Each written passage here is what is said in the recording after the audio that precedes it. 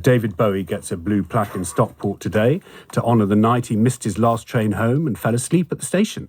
He'd been booked by a group of sixth form students in 1970 to play an acoustic set at the Poco Poco Club on Manchester Road. The event was a sellout, but his return travel was a washout.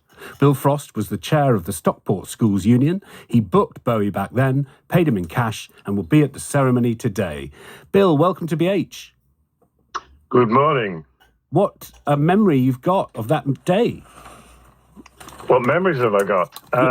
Okay, I don't know where to start, really, but one of the memories I've got is when David Bowie arrives at the Poco Poco, really. He was quite a diminutive guy, and he was a really nice, polite guy, and he was wearing this huge, long, second-hand RAF grey trench coat and a guitar over his shoulder, and came into the club when we were trying to get everything sorted out, and he was hungry and he was thirsty, so Mike McCormack took him for a pint in a bar in the club, and afterwards Tav took him across the road and sorted him out with some food. He came back with his tea in his hand. He had a pork pie in one hand and an egg custard in the other, which was amazing. Everybody was laughing. And then I took him down to the dressing room and we talked about the gig and how it was going to work. And it was a really fantastic evening. It really was. How much did you pay him? Well, my recollection was it was about 130, 140 quid, but Mike said no, it was nearer 200.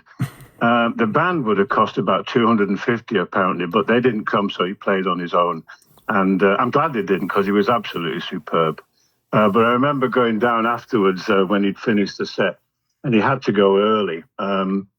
And we had to pay him in like £1 and £5 notes and stuff like that. And, with all the money that we picked up at the door, that was hilarious. I'm just reading that Stockport has a very proud tradition of touring bands: The Who, The Kinks, Small Faces, Pink Floyd, Rod Stewart, Elton John. The venues include the Manor Lounge, the Tabernacle, the Sinking Ship. The Beatles played there at Offerton Palace Theatre. The Stones played at the Isolde Cinema in '64. Are there listeners all over the country remembering booking big acts as students? Do you think it was more normal to be able to pull this off in 1970? I suspect it probably was, but there again, we were a bunch of cheeky kids from Stockport School, and we formed a students' union, and then we took it out to the other schools in Stockport and got everybody involved, and we had meetings. There were no mobile phones, no technology in those days, so everything had to be word of mouth. And I think, in a sense, somebody said this week that we felt we could do whatever we wanted. We could do anything. And, yeah, it probably was a little bit easier then. And one of the reasons is, imagine this, for example. We saw Jimi Hendrix at the Sinking Ship for 5 shillings. That's 25p, My daughter goes to see Beyonce and the ticket cost £1,000, So, yeah, it probably was a lot easier, yeah. There's a lot of nodding here, but time defeats us. But there's a lot of smiles you've given us.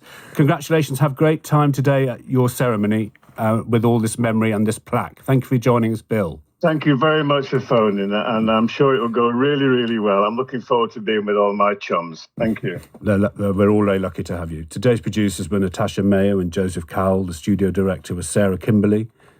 The editor was Josh Searle. We're going to play out with our listeners' suggestion, Station to Station.